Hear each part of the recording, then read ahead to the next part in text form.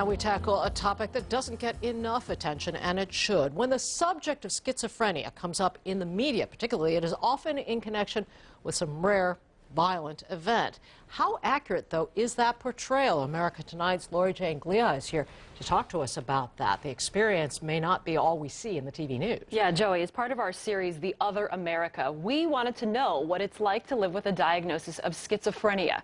Tonight, we'll meet a remarkable woman who is proving that it is possible to live and even thrive in spite of a debilitating mental illness that afflicts nearly 1% of all Americans. I had an episode in high school. One day in the middle of school, I just got up and started walking 5 miles home, and I felt like the houses were sending me messages. You are special, you are especially bad, repent. I wasn't hearing voices. I felt like entities were putting thoughts in my head, and it was upsetting and scary. It really was. Elyn Saks was just 16. The thoughts became increasingly intrusive, and her psychosis worsened. I frequently had the delusion that I've killed hundreds of thousands of people with my thoughts. I've had occasional hallucinations, a man standing with a knife raised above my head. It's like a waking nightmare with all the odd, bizarre, scary things happening. Only with the nightmare, you sit up in bed and open your eyes and it goes away, and no such luck with a psychotic episode. For years, Elyn kept the severity of her illness from her family. She managed to graduate from college and even was accepted to Yale Law School. But then her symptoms became too severe to hide. I was on the roof of the Yale Law School having a breakdown, and I said to my classmates, "Are your copies of the legal cases being infiltrated like mine are?" My professor brought me to the ER. I was saying crazy and dangerous and scary things.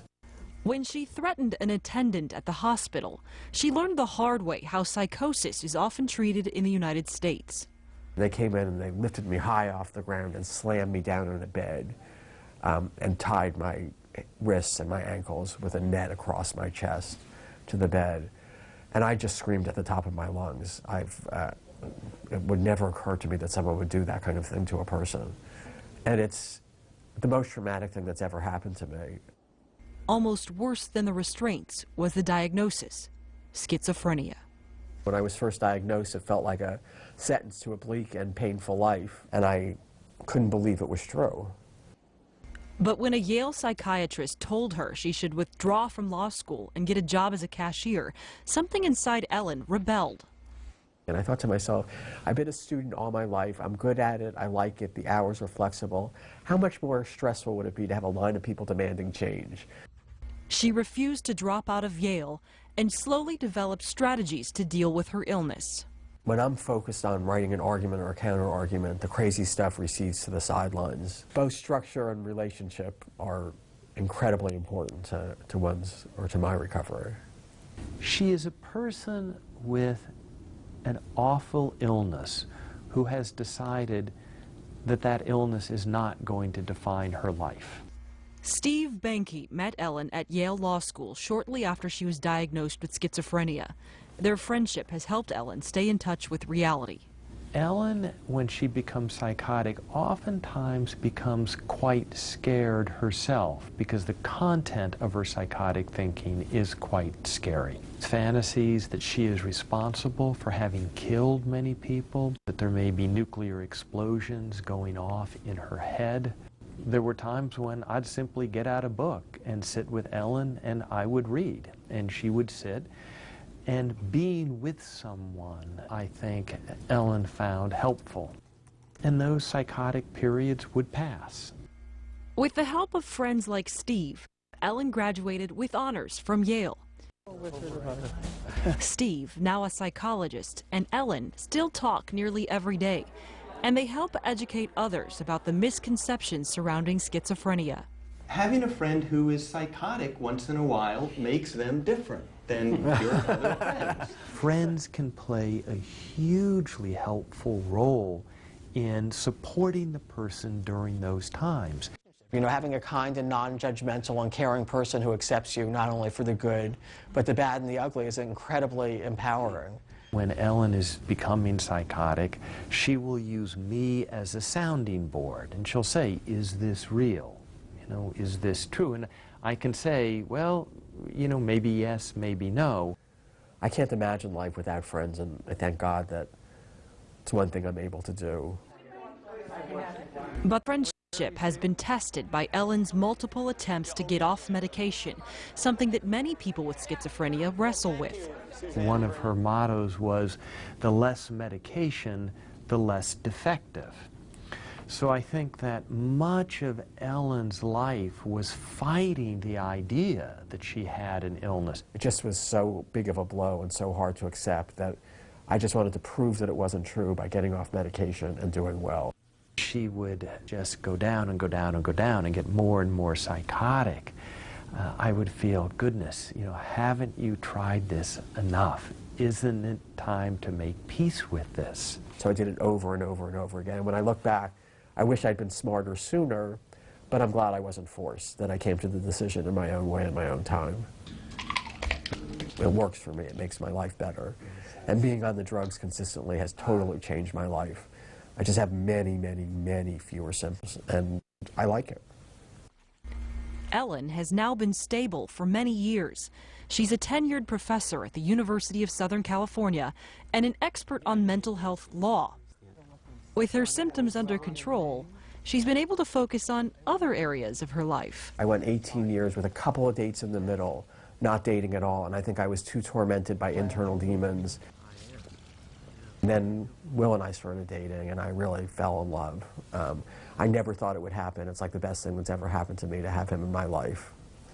During the years I worked here for the law library at USC, she would come in, occasionally come down and ask me for help with one thing or another.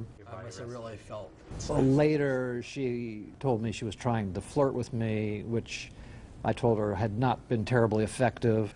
But then he invited me to lunch, and then he invited me to the Poppies in Lancaster. Carting stuff around. If you can imagine acres and acres and acres of orange flowers covering hills, swaying in the wind. It'd be nice if it came into a stream across here.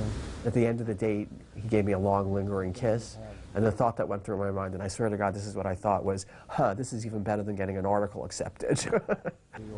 I'll acknowledge being a bit naive about all the implications, about how well I understood the seriousness of her condition, but on the other hand, I was not at all put off by it. My husband deserves incredible credit for how he's been with me and interacted with me and loved me. I never thought it would happen, so I just consider myself the luckiest woman in the world. Yet because she hid her illness from most people, Elyn continued to feel like she was living a lie. In 2007, she wrote a book and went public with her experience of schizophrenia. When my book came out, on a faculty of around 40 or 45, maybe 10 people already knew, but the other people didn't know. So it really was a kind of coming out kind of situation. She felt like keeping the secret was part of what stigmatized mental illness. So it was both a therapeutic moment for her in trying to live honestly, but also a political act in wanting to destigmatize mental illness for other people. It was really a very brave thing that she did and continues to do. In 2009, Elyn Saks won a MacArthur Genius Award for her work helping people understand her illness. But those around her understand that society is a long way from accepting those with schizophrenia. How to see someone as a person with mental illness as opposed to a mentally ill creature, that's the huge question. When Elyn got her MacArthur Award, I sent around an email to everybody. And as part of that message, I said that people deal with this devastating illness. We see them on the corners every day. And that we all needed to work to not be afraid of them. The U.S. has a long way to go. If you take a look and you walk down a street in any major city, you're going to see a lot of folks with mental illness wandering around, no place to sleep, they're looking through the garbage can. And I want to say, wow, look at Elyn Saks. if you give someone the right treatment and the right supports, they can really be the most that that individual can be. That, to me, is the take-home point. And Elyn continues to speak out and educate people about her illness. A TED Talk she gave recently surpassed 1.5 million views. Which tells you, Laura Jane, how interested people are. They just want to learn more about it. Thanks very much for telling us about the other America, Laura Jane Gliha. Ahead in our final thoughts in this hour, Shirley Temple's final bow. We reflect on the life of America's first darling next.